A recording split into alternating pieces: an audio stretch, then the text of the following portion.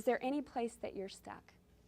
Where you're like, man, I just can't get over this thing. I'm fixated on this thing. Whether it's on social media or whether it's at home or whatever it is there some place that you need to go palms up? Where you just go, God, instead of holding it like this, I'm going to go palms up.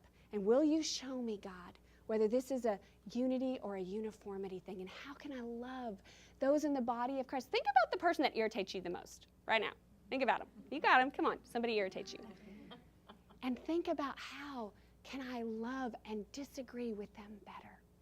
And this is our third point, is that realizing our shared identity in Christ gives us the starting point for dealing with disagreement.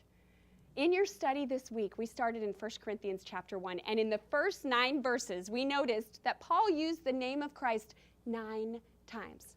What do you think Paul's all about? He's all about Christ.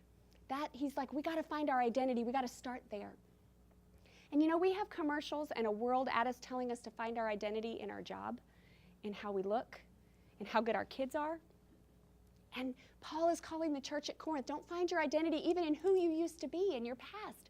Find your identity in Christ alone, even within our churches.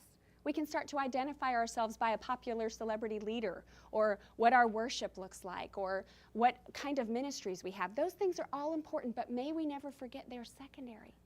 Christ alone. That was the theme of our whole study this week, in Christ alone. How do we define ourselves?